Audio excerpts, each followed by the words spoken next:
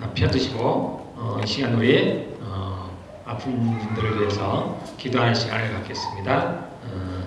자, 우리 아픈 부위에 손을 얹으시면 되고요. 아픈 분들을 떠올리시면서 마음에 손을 얹으셔도 좋습니다. 예수님께서 채찍에 맞음으로 우리가 나음을 입었다고. 예수님께서 십자가에서 하신 일이 크게 이사야 53장에 나와 있는데, 그가 찔림은 우리의 허물이라며 그가 상함은 우리의 죄악을 인함이라. 그가 징계를 받음으로 우리가 평화를 누리고 그가 채찍에 맞음으로 나음을 입었도다 이랬습니다. 주님께서 해결하신 4가지의 큰 것이 있습니다. 죄를 말할 때는 성경에서 항상 2가지를 얘기합니다. 허물과 죄, 우리가 이렇게 번역을 했습니다. 다른 곳에서는 조금씩 다르게 번역을 했지만 항상 2가지를 얘기를 합니다. 그 얘기는 우리가 이 땅에 살아가면서 태어나서 지은 죄들이 있고, 그뿐만 아니라 우리가 알지 못하는 죄가 있습니다. 아담으로부터 내려오는 그러한 죄들이 있습니다. 그런데 예수님께서 이 2가지를 완전하게 해결하셨다는 겁니다. 그리고 그분이 징계를 받으셔서 우리 주님과의 관계가 회복이 됐다는 겁니다. 뿐만 아니라 사람들과의 관계가 회복이 됐다는 거예요.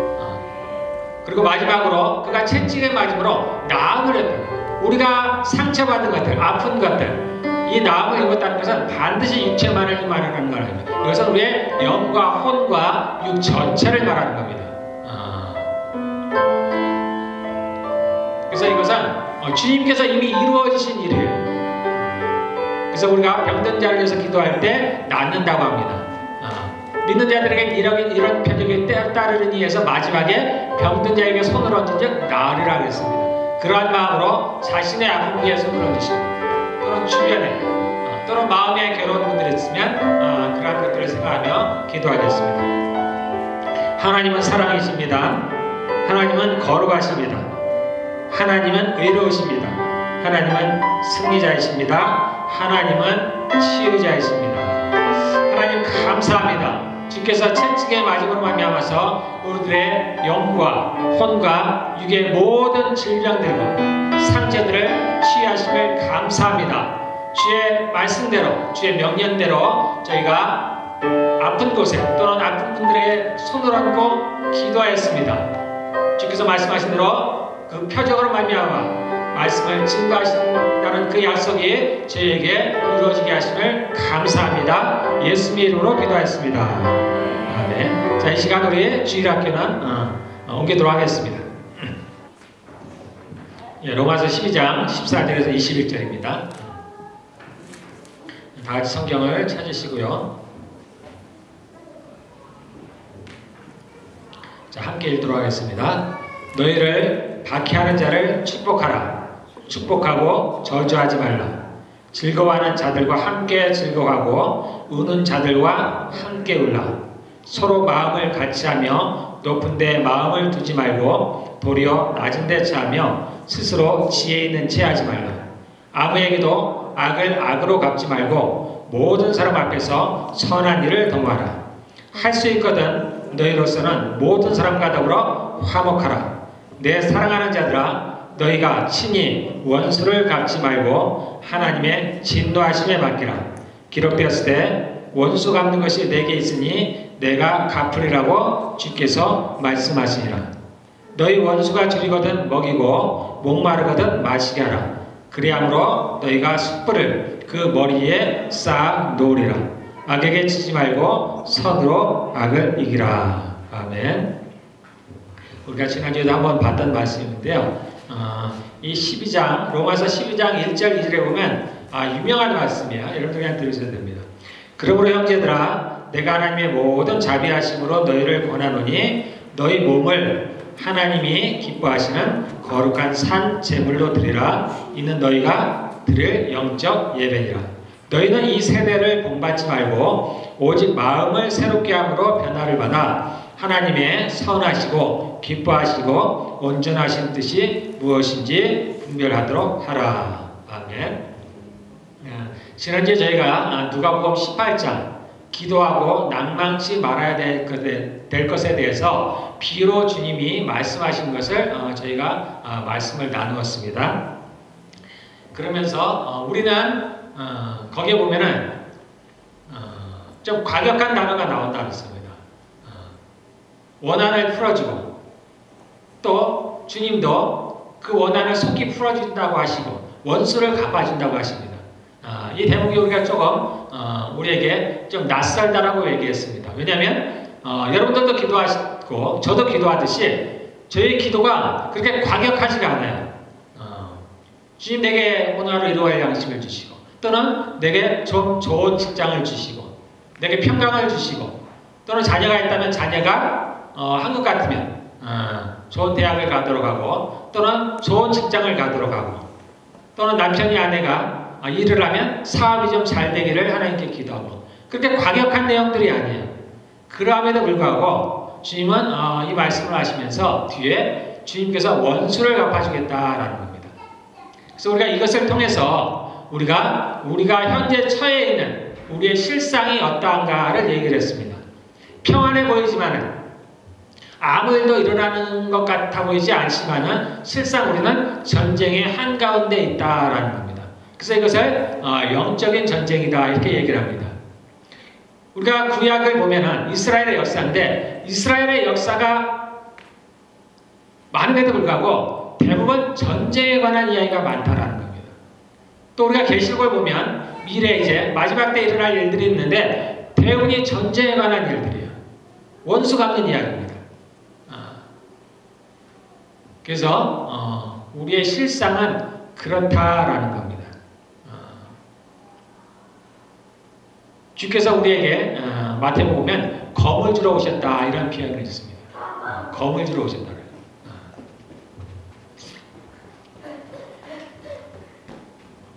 그래서 우리가 이러한 것들을 성경에 이러한 부분들이 자세하게 설명이 되어 있지는 않아요. 그도 그럴 것이 이것을 믿음이 연약한 사람들이나 갓 이제 새 신자분들이나 이러한 것들에 대해서 확실히 알지 못하는 분들에게 이러한 이야기를 해봐야 알아들을 수가 없습니다.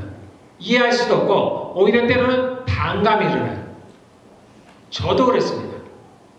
저도 그랬어요. 제가 이제 신학교에 다닐 때 제가 2006년에 졸업을 했는데 그 신학교에 다닐 때 주님께서 저는 이제 제 마음에 주님께서 늘 제게 이러한 전쟁에 관해서 말씀을 하셨어요. 그때는 유독 이렇게 말씀을 많이 해요. 전쟁에 관한 얘기를 많이 했습니다. 그럼에도 불구하고 저도 막연하게 영적인 전쟁을 이렇게 얘기를 하지만 그 실상이 무엇인지에서 저도 정확히 알 수가 없었어요. 근데 제가 이제 목회를 하면서 또 이제 하나님에 대해서 알아가면서 또 목회 현장이라는 얘기는 실제 이제 그 싸움의 현장에 제가 오면서 이런 것들에 대한 실체들을 조금씩 알아가게 되었습니다. 그래서 우리가 이러한 것들을 아는 유익한 것이 뭐냐면은 그렇지 않으면은 우리가 꿈속에서 그렇죠 여러분들. 간혹 어렸을 때 보면은 저도 그런 꿈을 꿨습니다. 전쟁을 하는데 총을 쏘는데 총알이 안 나가는 거야. 누가 쫓아와서 싸우는데 아무런 영향력을 못 미쳐요 상대에게. 총알이 없는 겁니다. 그래서 우리가 이러한 실상들을 알지 못하고 하면은 우리가 기도를 하더라도 물론 기도를 하면 효과가 반드시 있습니다. 그렇지만은 마치 정확하게 조준을 못하는 것 같아요. 그래서 우리가 총을 쏘는데 적의 심장을 정확하게 조준을 해야 돼요. 시편에 나온 대로 적의 염통을 향해서 심장을 향해서 정확하게 쏴야 되는 겁니다. 그래야 적이 치명상을 입든지 죽든지 하는 거예요. 그런데 그렇지 않으면 우리가 이거에 대해서 정확히 알지 못하면 허공을 향해서 총을 쏘는 것 같아요. 정확하게 상대를 향해서 쏘지 못합니다. 그러니까 자꾸 주변만 맞추는 거예요. 그래서 우리가 이러한 것들을 배우고 알아가려고 하는 이유는 뭐냐면 그러한 것들, 내가 정말 내가 쓸 수 있는 무기가 무엇인지, 내가 갖고 있는 무기가 무엇인지 이것을 알지 못하면 그래서 세상에 많은 크리스찬들도 영적인 싸움을 싸운다고 하지만은 전혀 상대에게 희명상을 입히지 못합니다. 전혀 우리의 실생활에 거의 영향을 미치지 못해요. 그래서 첫째는 내가 누구인가. 마찬가지죠. 상대가 누구인지, 상대가 쓰는 무기는 무엇인지, 또는 내가 쏠 수 있는 무기는 무엇인지, 내가 그러한 상대에게 당하든지 그랬을 때 내게 어떤 삶에서 어떤 영향들이 내게 오는지, 반대로 내가 상대에게 치명상을 입혔을 때 그것이 우리의 실생활에 어떻게 실제로 영향을 미치는지, 그러면은 우리가 승리하는 삶을 살아갈 수가 있습니다. 우리가 말로는 늘 승리한다고 하는데 실제 우리의 삶이 그렇지 않은 경우가 많아요. 실제로 우리는 지는 경우가 상당히 많습니다. 그리고 심지어 크리스찬이라 할지라도 상대에 포로된 사람들이 많아요. 아무런 힘도 못 쓰는 거예요. 이름만 크리스찬이지 실제로는 아무런 상대에게 힘을 못 쓰는 거예요. 그리고 또 하나는 여기에서 우리가 피할 수 있는 것이 없다라는 거예요. 나는 이 전쟁이 싫어. 나는 여기에 참여하고 싶지 않아. 나는 여기에 관심도 없어. 그렇게 말할지라도 내가 그렇게 할 수 없다는 겁니다. 천국을 가든지 지옥을 가든지 둘 중에 하나라는 거예요.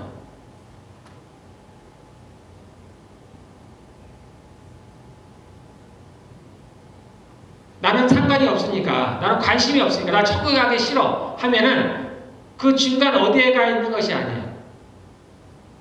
둘 중에 하나라는 겁니다.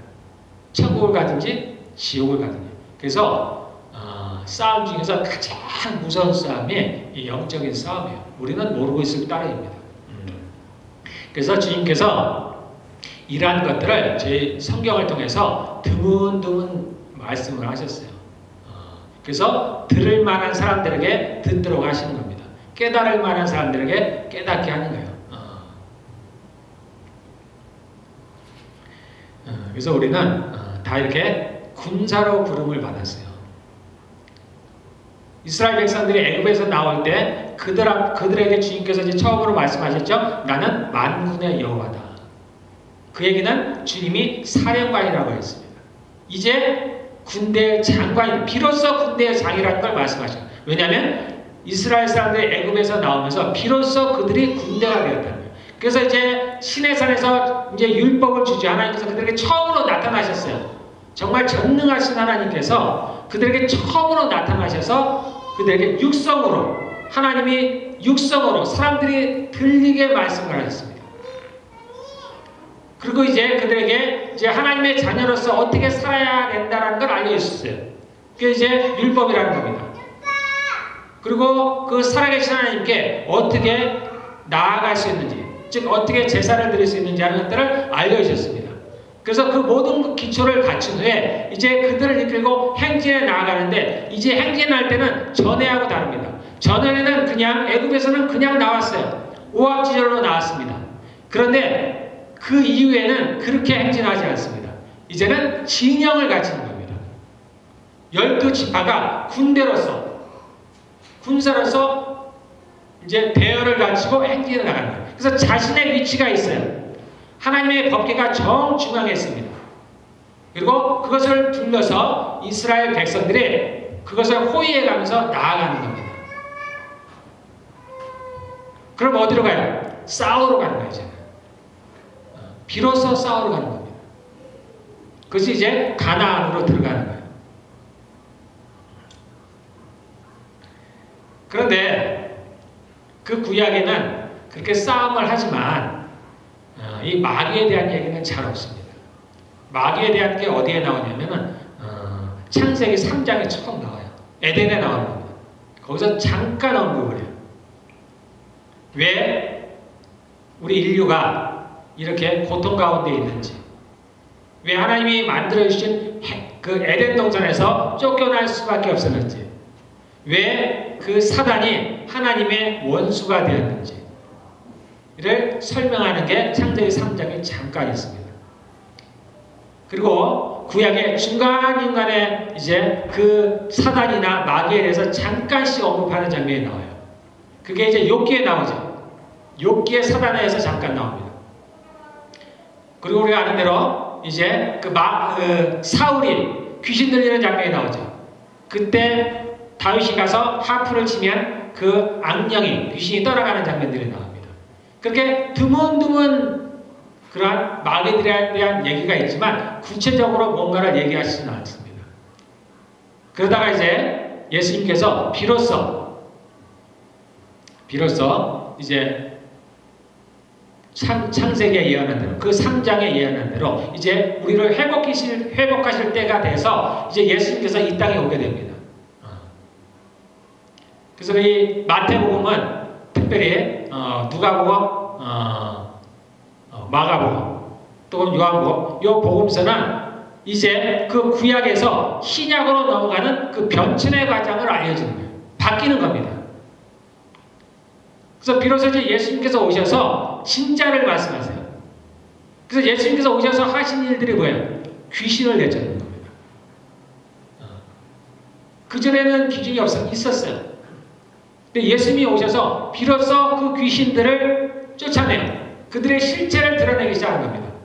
병들을 고칩니다. 병들을 고치는데 병만 고치는 게 아니죠. 귀신을 쫓아냈더니 병이 나아요. 그래서 이 귀신의 실체에 대해서, 마귀의 실체에 대해서 드러내기 시작하는 겁니다. 그리고 주님께서 말씀하셔 이제 성령을 힘입어서 귀신을 쫓아내면 너희 가운데 하나님의 나라가 임하였느니라. 또 주님께서 비유로 말씀하시죠. 우리가 어떤 집에서 무엇을 가져오려면 그 집에 강한 자를 물리쳐야 된다는 겁니다. 그래서 그곳에 있는 것을 탈취하기 위해서는 먼저 강한 자를 이겨야 된다는 거예요. 이 비유로 말씀하시는 거예요. 우리가 뭔가를 회복하기 위해서는 그 마귀를 이겨야 된다는 겁니다. 그래서 주님이 우리를 죄만 용서하시는 것이 아니고 주님은 우리에게 빼앗겼던 것을 회복시키기 위해서 회복하기를 원하시는 겁니다. 그래서 이제 베드로서에 보면 그런 말씀이 있습니다. 우리가 예수님을 믿으면 물론 세례를 받으면 얘기를 하지만 이제 예수님을 믿으면요 구원을 얻는다고 해서 우리 안에 죄악들이 악한 것들이 떠나가는 것이 아니다. 그대로 있다는 겁니다. 단지 우리의 선한 양심이 하나님을 쫓아가는 거예요. 그래서 우리가 예수님을 믿어도 크리스찬이 되었어도 여전히 그래서 이제 신약에서의 싸움, 구약에서의 싸움은 누구랑 싸우는 거냐면 가나안에 있는 7 족속하고 싸우는 얘기입니다. 눈에 보이는 그런 적들과의 싸움을 얘기를 하는 거예요. 그러나 그런 것들은 모형에 해당되는 거예요. 실제는 뭐냐면 예수님께서 실상을 말하는 거예요. 실상을 말하는 거예요. 그래서 진리를 말한다고 할 때는 물론 우리가 얘기하는 생각하는 그런 절대적인 진리도 있지만 실상을 말해주는 거예요. 우리가 처해 있는 그러한 실상, 실제를 말해주는 겁니다. 그래서 예수님께서 오셔서 비로소 이 마귀의 실체를 얘기하는 겁니다. 그리고 이제 우리가 이 땅에서 이제 그러한 싸우며 나가야 될 것에서 이제 말씀을 하는 겁니다.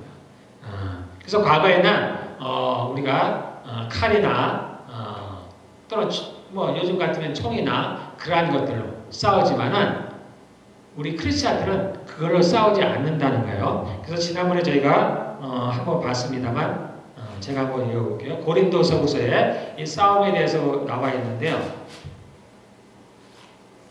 예, 고린도서 우리 10장이었죠.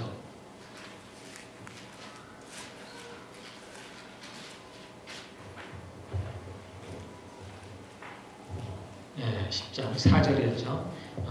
여기 보면 3절부터 여러분 들으셔야 됩니다. 우리가 육신으로 행하나 육신에 따라 싸우지 아니하느니 뭐 육신이란 말은 육체로 바꾸면 우리가 훨씬 더 잘 이해가 되죠. 우리가 육체로 행하나 육체에 따라 싸우지 아니하느니 우리의 싸우는 무기는 육체에 속한 것이 아니요 오직 어떠한 견고한 진도 무너뜨리는 하나님의 능력이라. 모든 이론을 무너뜨리고 하나님 아는 것을 대적하여 높아진 것을 다 무너뜨리고 모든 생각을 사로잡아 그리스도에게 복종하게 하니 너희의 복종이 온전하게 될 때 모든 복종하지 않는 것을 벌하려고 준비하는 중에 있느라. 이렇게 영적인 전쟁에 대해서 이제 이 신약에 대해서는 이렇게 구체적으로 나온 몇 구절이 있습니다. 우리가 아는 대로 에베소서 6장에도 나와 있죠. 하나님의 전신갑주를 입어라. 뭐 그런 표현도 있습니다. 그 중에 이제 대표적인 것이 이 고린도서 10장에 나와 있는 거예요. 그러니까 우리가 육신대로 싸우지 아니한다는 얘기는 이제는 싸움의 양상이 바뀌었다는 것을 얘기를 하는 겁니다. 사단은 누구를 앞에 세우냐면 사람을 앞에 세워요. 제가 가끔 여러분께 말씀을 드렸습니다. 사단이 창세 이후로 하는 거짓말의 대표적인 게 두 가지가 있다. 즉 첫째가 뭐냐면 자기는 없다라고 얘기한다. 사람들에게 자기는 없다라는 거예요. 자기는 사람들 뒤에 숨습니다. 아니면 사람들 안에 숨어요. 그리고 자신의 실체를 보이지 않아요. 자신을 드러내지 않습니다. 그리고 자신이 없다라고 얘기하는 겁니다. 또 하나가 자신은 힘이 세다라고 하는 겁니다. 이 두 가지 거짓말을 하고 있어요. 그 첫 번째, 자신이 없다라는 겁니다. 그리고 대신에 누구를 내세우느냐? 사람을 내세우는 거예요. 그러니까 사람들이 범죄를 저지르면 또는 악한 행동을 하면 죄를 지으면 다 무엇이라고 얘기하냐면 내가 지었다라고 해요. 그 자신을 자책하는 거예요. 내가 죄를 지었다라는 겁니다. 내가 저 사람을 때렸다든가 내가 이러한 범죄를 행했다든가 다 자기를 내세우는 거예요. 왜냐하면 사단은 그 뒤에 숨어 있어요. 자기를 드러내지 않습니다. 사람을 드러내요. 하나님도 누구를 쓰시냐? 사람을 씁니다. 자신의 종들을 세워서 이 전쟁을 하게 하세요. 그 앞에 세우는 게 사람들이에요. 그러니까 사람들은 두 가지예요. 사단에게 쓰임을 받을 수도 있고 하나님께 쓰임을 받을 수도 있어요. 그런데 하나님은 사단하고는 다르죠. 하나님은 빛이시기 때문에 몰래 그 일을 행하지 않으십니다. 하나님은 드러내세요. 자신이 그 일을 행하셨다고 합니다. 그래서 우리가 어떤 것을 행할 때 우리가 얘기하죠. 하나님께서 행하셨다 이렇게 얘기하는 겁니다. 하나님께서 내게 힘을 주셔서 행하셨다. 하나님께서 지혜를 줘서 행하셨다. 이렇게 한 건 내가 아니야. 하나님이 하셔서 라고 우리가 얘기를 하는 거예요. 하나님은 빛이시기 때문에 자신을 드러내는 겁니다. 사단은 어둠이기 때문에 자신을 드러내지 않아요. 그럼 사단을 이길 수 있는 방법은 어떻게 해요? 쉽죠? 간단합니다. 가장 기본적인 원리는 사단을 드러내면 되는 겁니다. 빛 가운데 드러내면 되는 거예요. 제 경험상 제가 사단과의 싸움에서 이겼다라고 느낄 때는 사단의 실체를 알았을 때예요. 그 전까지는 왜 이런 일이 벌어졌는지 도대체 왜 이런 일이 나에게 일어나는지 모를 때 그러나 어느 날 제가 그 실체를 발견했을 때 그때는 제가 이긴 겁니다. 그러니까 사단은 빛 가운데 드러나면 어둠이 빛 가운데 있으면 거기에 남아있을 수가 없습니다. 쫓겨나는 것처럼 사단도 마찬가지입니다. 빛 가운데 드러나면 우리가 이겨내는 거예요. 그래서 사단이 쫓겨날 때 정체가 드러나고 쫓겨나가게 됩니다.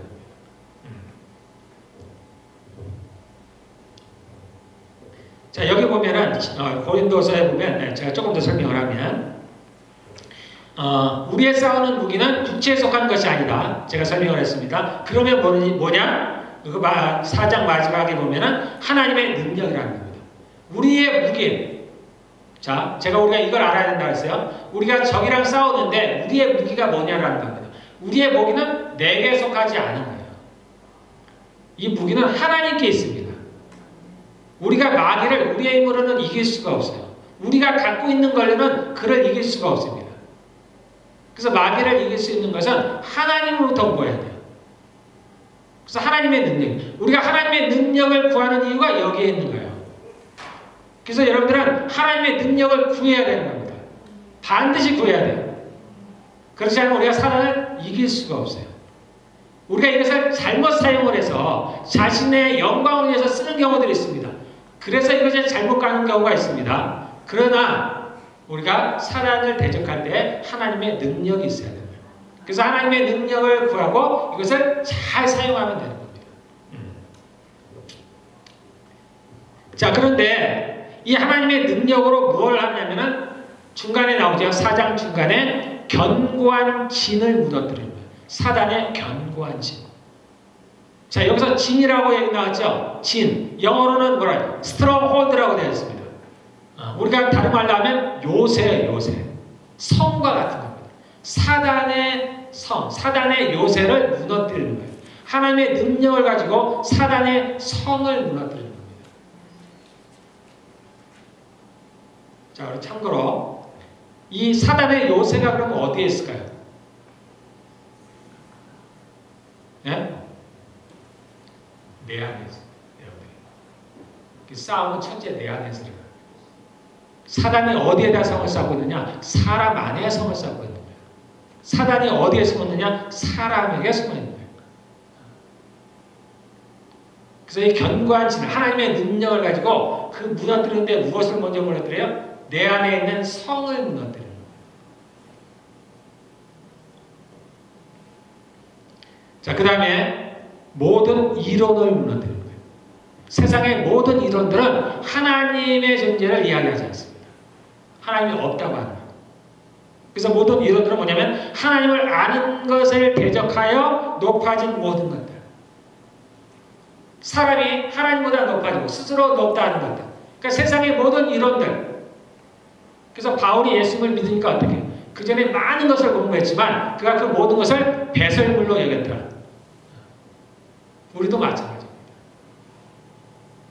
우리가 갖고 있는 이론들, 하나님을 알지 못했을 때 가지고 있던 이론들, 또는 하나님을 안다 할지라도 우리가 갖고 있는 세상의 이론들은 다 무너져야 될 성과 같은 것들입니다.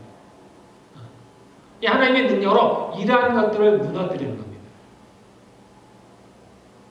그 다음에 뭐야? 5절에 생각을 사로잡아서 예수님께 복종시키는 거예요. 우리의 생각을 사로잡아서 결론과 같은 이야기입니다. 우리의 생각을 사로잡아서 우리가 모를 때는 우리의 생각을 컨트롤할 수 없다고 우리가 생각을 합니다. 그냥 생각이 떠올랐는데 가룟 유다가 예수님을 팔 때 그 전에 어떤 일이 벌어졌어요? 마귀가 그에게 예수님을 팔려는 생각을 넣어주었더라.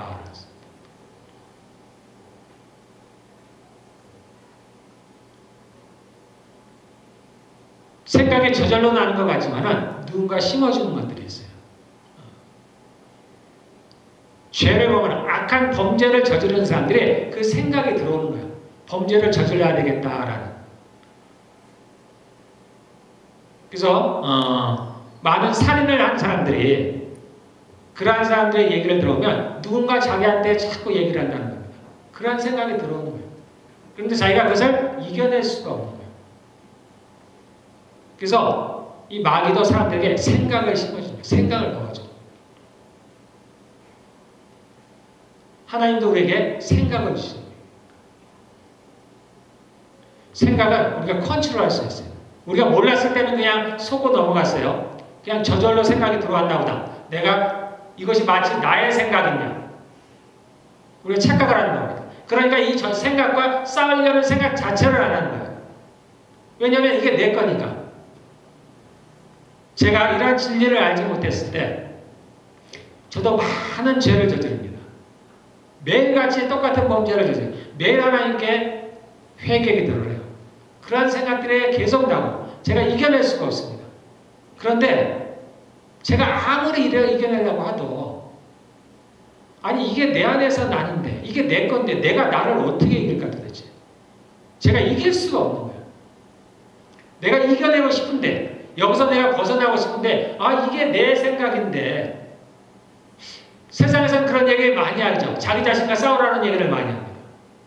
근데 제가 실제 그런 상황에 닥치니까 내가 내 자신과 도대체 어떻게 싸우라는 얘기야. 도대체 어떻게 싸워. 우리가 육체로 생각하면 내가 내 몸을 때려서 어떻게 싸운다는 얘기예요. 뭐 이기는 건 누구고 지는 건 누구예요 도대체. 그건 제가 할 수가 없겠더라고요. 제가 절망이 됐습니다. 이건 내가 이길 수가 없는 사람이야. 내가 나를 도대체 어떻게 이겨. 그럼 이기는 건 누구고 지는 건 누구예요. 그런데 어느 날 제가 그것을 깨닫는 순간부터 저에게 이제 희망이 생겼습니다. 이제 싸울 상대가 있으니까 내가 약할지라도 내가 싸울 상대가 있으니까 한번 해볼 만하다는 생각이 들었어요. 그때부터 제가 싸우기 시작했습니다. 제가 똑같은 범죄를 지어도 매일 하나님께 나갔어요. 하루에 몇 번이라도 나갔습니다. 그 전에는 제가 못 나갔어요. 내가 오늘 하나님께 이것을 회개했는데 그 다음에 1시간도 못해서 또 같은 죄를 범하고 제가 민망해서 못 나가는 거예요. 하나님께. 제가 또 죄를 범했네. 못 나가겠는 거예요. 그런데 제가 이 진리를 깨달은 순간부터 이것을 행하는 자가 내가 아니라 내 속에 죄라는 것을 알면서부터 제가 하나님께 나아가기 시작했습니다. 하루에 몇 번이라도 나갔어요. 내가 한 것은 아니지만 내 육체를 통해서 그러한 죄를 범했기 때문에 제가 이 부분을 하나님께 회개했어요. 그리고 하나님께 도와달라고 했습니다. 내가 내 안에 있는 죄를 이길수록 하나님께서 도우시기를 기도했습니다. 시간은 걸렸지만 결국은 제가 이겼습니다. 우리는 그 싸움 가운데 있습니다. 이러한 고민들은 크리스찬이라면 누구나 하는 거예요. 자신이 진심으로 하나님을 믿으려고 하면은, 진심으로 하나님의 뜻을 행하려고 하면은 반드시 여기에 부닥치게 되어 있습니다. 내 힘으로 안 된다는 것, 내가 할 수 없다는 그 절망을 맞이하게 돼요. 바울도 마찬가지였습니다. 그래서 그가 스스로를 죄인 중에 계시다. 자기도 어쩔 수가 없는 거예요. 자신의 열심으로 안 되는 겁니다. 그 많은 지식을 갖고 있었지만은, 그 많은 체험을 갖고 있었을지라도 바울도 자신을 이길 수가 없었어요. 그러나 그가 이제 이 진리를 깨닫게 됐습니다. 그리고 나서 8장에서 그런 얘기가 나오죠.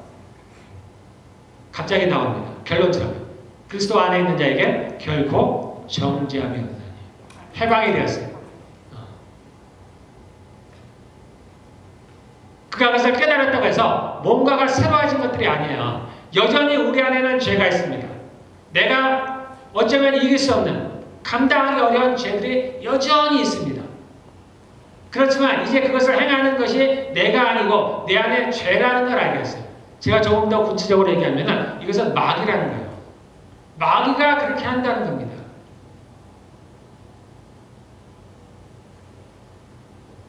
거기서 바울이 절망을 했지만 절망 가운데서 희망을 깨달았어요. 뭐냐면 그래서 예수님이 죽으셨구나라는 걸 알았습니다. 그것 때문에 예수님이 날 대신에 죽었구나. 그래서 내가 이 죄를 못 이겨서 죄를 짓지만 하나님이 나를 정죄하지 않는구나. 그래서 바울이 자유해졌습니다. 그가 자유해졌다고 해서 그가 이 죄를 완전히 안 잊겠느냐, 그러진 않습니다. 여전히 죄를 짓지만 전과는 좀 다른 거예요.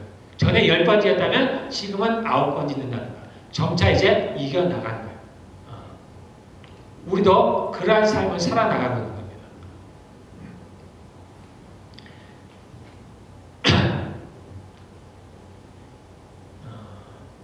창세기 3장에 이제 거기서 뱀으로 나오죠. 뱀이 하와를 이제 유혹을 해서 죄를 짓게 해서 이제 에덴에서 쫓겨나게 됐습니다. 그래서 아담과 하와는 모든 것을 잃어버렸어요. 하나님이 우리에게 주신 모든 것들을 잃어버렸습니다. 사단이 하는 일은 뭐냐면 도둑질하고 죽이고 멸망시키는 거예요. 그러니까 뭘 도둑질해요? 자신의 것이 없어요. 하나님이 세상을 지으신 창조주이기 때문에 사단이 자기의 것이 없어요. 그래서 하나님의 것을 도둑질하는 거예요.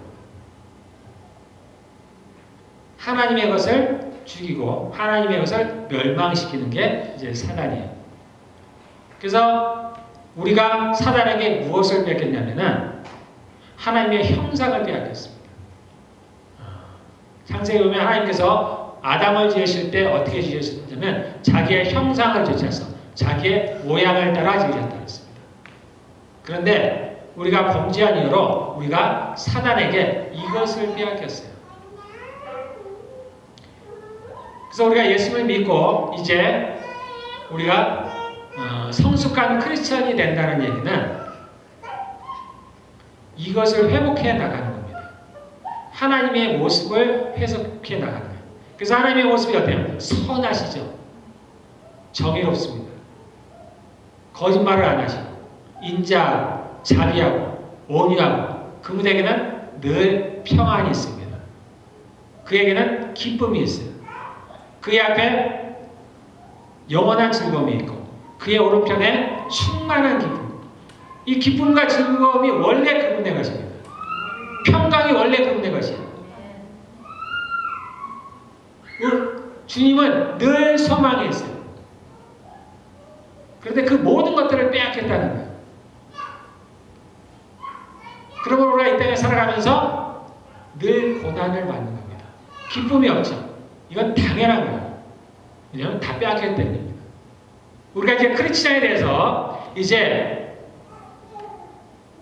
신앙이 자라간다는 얘기는 이러한 것들을 회복해 나가는 거예요. 그래서 이것을 많이 회복한 사람들은 우리가 소위 성숙하다고 하는 겁니다. 우리가 얘기하는 경건의 연습, 조금 어려운 말로 영성훈련이라는 얘기는 바로 이러한 거예요. 예수님의 모습을 회복해 나가는 거예요. 예수님의 모습은 어떤 거예요? 태초에 하나님께서 아담과 하와를 만드실 때 주셨던 하나님의 형상과 모양을 회복해 나가는 거예요. 그런데 이런 것들은 하나님으로부터 온 거예요. 하나님께서 아담과 하와에게 주셨듯이 하나님으로부터 온 겁니다. 그래서 이런 것을 뭐라 그러냐면 우리가 갈라디아에서 보면 성령의 열매다. 우리의 열매가 아니라는 거예요. 내 열매가 아니라는 거예요. 내가 노력해서 뭔가를 이뤄내는 그런 것들이 아니에요. 이것은 사단. 그래서 사람들이 어떤 모습으로 변하느냐, 지금은 사단의 형상을 갖고 있는 거예요. 그래서 욕심을 내고 돈을 좋아하고 위에 서고 싶고 교만하고 남을 누르고 싶고 폭력을 행사하고, 이게 다 사단의 형상입니다. 그 주님이 보시기에는 이게 슬픈 겁니다. 안타까운 겁니다. 그래서 주님이 우리를 구원하시면서 단지 우리의 죄만 용서해 주신 것이 아니고, 그럴 것 같으면 우리를 빨리 데려서 천국으로 인도하시면 되죠. 근데 그렇게 하지 않으세요. 우리가 이 땅에 살아가는 동안에 그 사단에게 빼앗겼던 것들, 그런 것들을 다시 회복하라는 얘기입니다. 우리에게 그 싸움을 하라고 원하시는 거예요. 그 싸움은 대신에 우리 힘으로 되어지는 게 아니에요. 우리가 우리 힘으로는 사단을 이길 수가 없기 때문에 그분이 우리에게 누굴 보내셨냐? 성령을 보내신 거예요. 그 성령이 우리 안에 오심으로 말미암아서 이제 우리가 이 싸움을 싸울 수가 있고, 또 우리가 승리함으로 말미암아서 우리가 그것을 하나님의 형상을 회복할 수 있는 겁니다. 그래서 이것이 하나님께로 왔기 때문에 이것은 성령의 열매다. 그러니까 크리스찬들은 이게 있어야 돼요. 나로부터 비롯되지 않은, 나로부터 비롯. 아까 제가 저희 김민석 사모를 얘기했지만 그렇게 자신의 노력으로 되지 않았던 것들이 나타나야 되는 겁니다. 이게 성령으로부터 오는 거예요. 하나님으로부터 오는 거예요. 제가 전에는, 또는 여러분이 전에는 누군가 내게 약한 부분을 건드렸을 때는 화가 났는데, 내 속에서 뭔가가 올라오기 시작했는데 어느 때부터인가 내게 그런 것들이 안 올라오는 거예요. 화가 안 나는 거예요. 화를 안 내는 게 아니고, 내가 참아서 화를 안 내는 게 아니고 화가 안 나는 겁니다. 과거에는 누가 내 차를 앞지르면 욕이 나오고 화가 났는데 어느 날부터인가 누가 내 차를 앞질러도 화가 안 나는 거예요. 거기서 더 나아가서 저 사람을 축복해 주겠네요. 저 사람이 무슨 어려운 일이 있나 보다. 빨리 가야 될 무슨 이유가 있나 보다. 하나님 저 사람을 좀 도와주십시오. 바뀌어 나가기 시작합니다. 이렇게 우리가 하나님의 형상을 회복해 나가는 것. 이것은 우리가 이 싸움에서 승리해 가면서 이제 우리가 쟁취하는 것들. 세상 사람들이 좋아하는, 또는 많은 크리스찬이 좋아하는 그 외의 것들이 있습니다. 우리가 잘 되기를 바라는 거예요. 부유해지기를 바라고, 기타 우리가 좋아하는 많은 것들이 있습니다. 그러한 것들, 이러한 승리들이 올 때 우리에게 따라오는 전리품과 같은 것들이에요. 가나안 전쟁을 할 때 하나님께서 가나안 족속들을 다 멸하라고 말씀하셨습니다. 그들을 다 멸하지만 그들의 가축이나 그들에게 있는 것, 그러한 가축이나 동물들은 멸하지 말라 했습니다. 그래서 너희가 갖도록 했어요. 그들이 무슨 죄가 있냐? 그건 아무것도 아니라는 거예요. 사람만 죽으면 되는 거예요. 우리도 마찬가지입니다. 우리가 사단을 이겨감으로 말미암아서 우리가 빼앗겼던 것, 우리가 하나님의 성분만 빼앗겼던 것들이 아닙니다. 하나님은 원래 부유한 분이에요. 이 땅의 권세를 아담에게 줬어요. 원래. 그러한 것들을 우리가 전리품으로 얻어오는 거예요. 사단만 자기가 원하는 자에게 부를 주는 게 아니에요. 하나님도 주십니다. 하나님이 주시는 분은 세상에 부는 부와 다릅니다. 세상이 사단이 주는 분은 그에게 기쁨을 주지 않아요. 사단은 그러한 자가 아니에요. 누구에게 좋은 것을 주는 자가 아닙니다. 그래서 부는 가졌지만 근심과 질병이 오든지 이런 나쁜 것들이 따라오게 될 수밖에 없어요. 그러니까 사단이 원래 그런 자예요. 그러나 하나님은 그렇지 않습니다. 그래서 하나님이 주는 분은 근심을 함께 주지 않습니다. 우리에게 기쁨을 주는 거예요. 우리가 이것을 얻어야 돼요.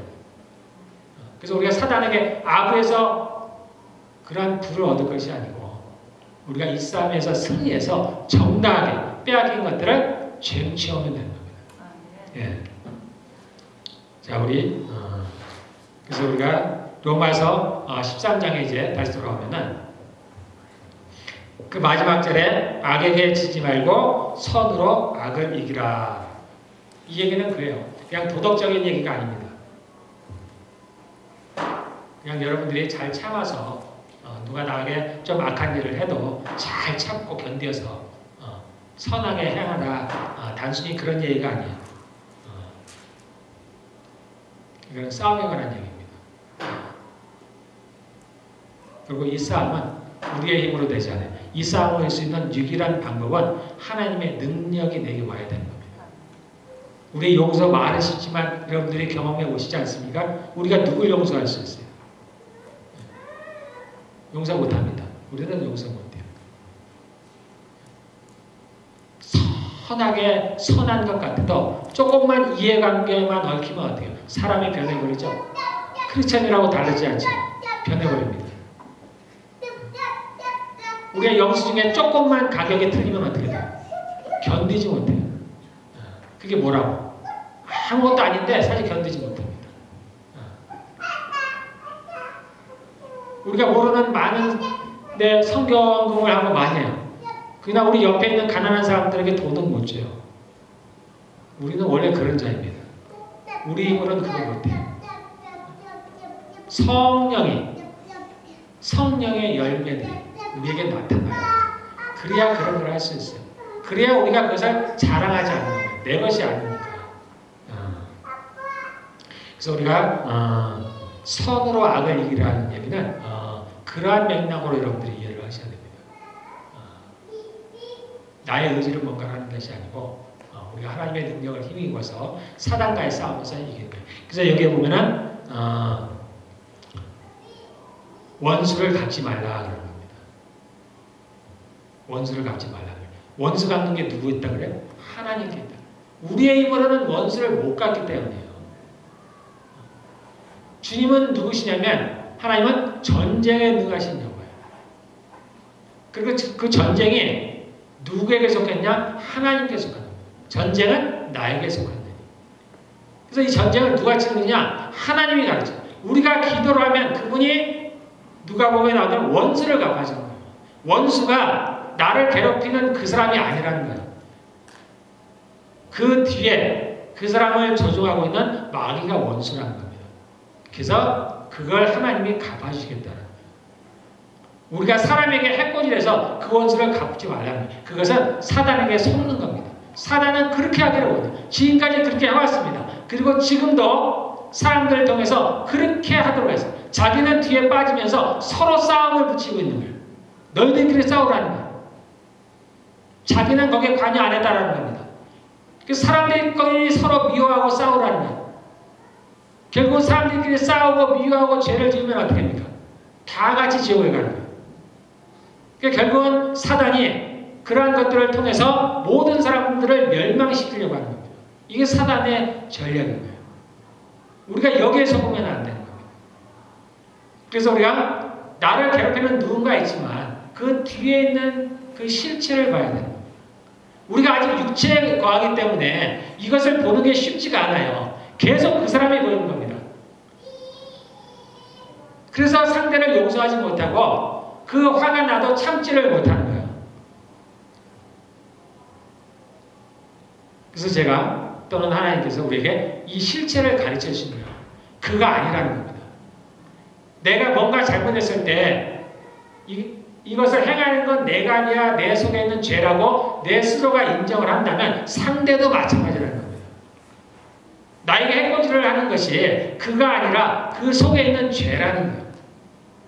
우리가 그것을 보라는 겁니다. 성숙하다는 얘기는 이러한 것들이에요. 우리가 소위 영안이라고 얘기하는 건 이러한 것들입니다. 우리가 뭐 미래를 보고 그런 것들이 영안이 아니고 실체를 바라보는 겁니다. 그러면은 우리가 원수를 용서할 수 있는 가능성이 생기게 됩니다. 그게 사람이라고 할 때는 우리가 할 수가 없어요. 근데 그 사람이 아니라고 할 때는 우리도 조금 달라지는 겁니다. 진실을 알았을 때는 우리도 마음이 바뀌는 거예요. 그래서 우리도 조금 뒤로 물러설 수가 있는 거예요. 그래서 조금 용서할 수 있는 마음이 생기는 겁니다. 그래서 우리가 그를 용서하게 되면 어떤 일들이 벌어지느냐? 우리가 아까 고린도서에 나오는 마지막 우리의 복종이 온전케 될 때 복종치 아니하는 자들을 벌하라고. 복종치 아니하는 자가 누구예요? 상대방이 아닙니다. 그는 사람이 아니에요. 하나님은 우리 모두를 다 구원하기를 원하십니다. 하나님의 원수를 가겠다는 것, 하나님의 원수가 뭐예요? 그는 마귀인 겁니다. 계시록에 나온다. 옛뱀이라든지 마귀라든지 사단이라고 하는 거예요. 이것을 멸하라고 준비하고 있다는 겁니다. 그런데 언제? 우리의 복종이 온전케 될 때. 그래서 우리가 누군가를 용서하면 상황이 변해버리는 겁니다. 내가 화나는 상황에서 화를 안 내게 되면 상황이 변해요. 사단이 더 이상 힘을 못 쓰게 되는 겁니다. 하나님께서 힘을 쓰게 되는 거예요. 그래서 막혔던 것들이 풀려나가는 겁니다. 자, 원수를 우리가 용서하면 지금의 원리를 얘기했지. 나를 핍박하는 자를 대해서 이제는 어떻게 하라고 해요? 축복을 하라는 겁니다. 이게 그런 우리 눈에 보이는 현실에 우리가 눈에 보이는 상황들을 풀어가는 열쇠예요. 서로 싸운다고 해야 돼요. 싸움이 어디서 나느냐? 우리가 서로 욕심을 내는 거죠. 투기하고. 그래도 우리가 원하는 것을 얻지 못한다라고 되어 있죠. 우리가 원하는 것을 얻지 못한다. 원하는 것을 받은 방법이 뭐예요? 주님께서 우리가 알려주시네요. 나를 핍박하는 자를 위해서 기도하라는 겁니다. 그러면 그를 격동해서 제가 여러분들에게 아주 정말 구체적으로 얘기를 하는 거예요. 그 사람을 격동해서 나를 괴롭힌다든지 싸움을 하게 하는 것은 사단이에요.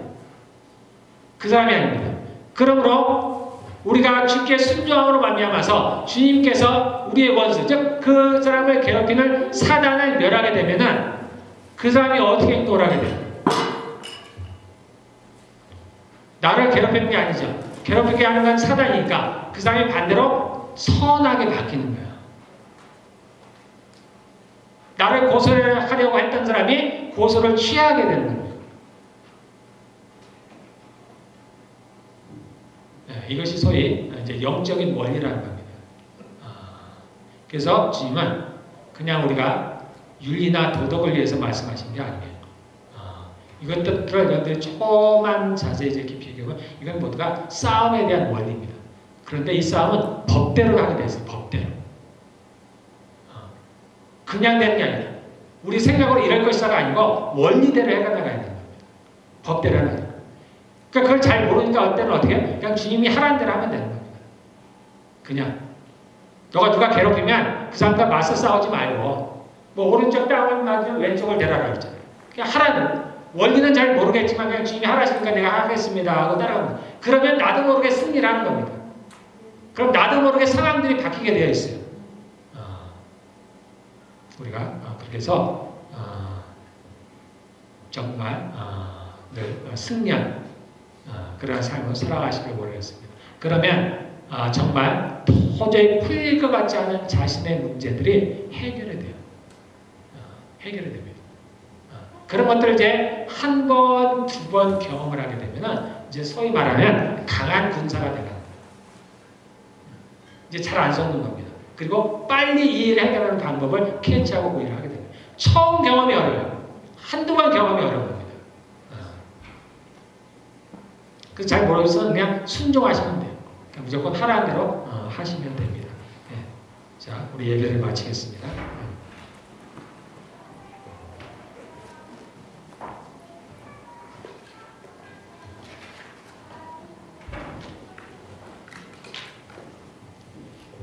자, 우리 오늘 우리의 하나님의 말씀을 악에게 선으로 악을 이기라라고 말씀하셨습니다.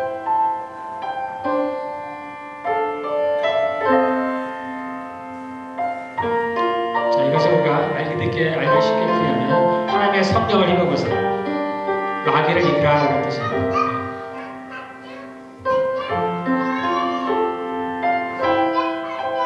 그래서 여러분들이 이제 하나님으로부터 능력을 구한다든가 은사를 구하는 목적이 분명해야 됩니다. 그리고 그 목적을 가지고 하는 게 구합니다. 그러면 하나님께서 당연히 우리를 싸움터에 내보내셨기 때문에 우리가 그 싸움에서 이길 수 있도록 우리에게 능력과 그런 은사를 부어주십니다. 이거는 아주 자연스러운 원리입니다. 이렇게 기도하겠습니다.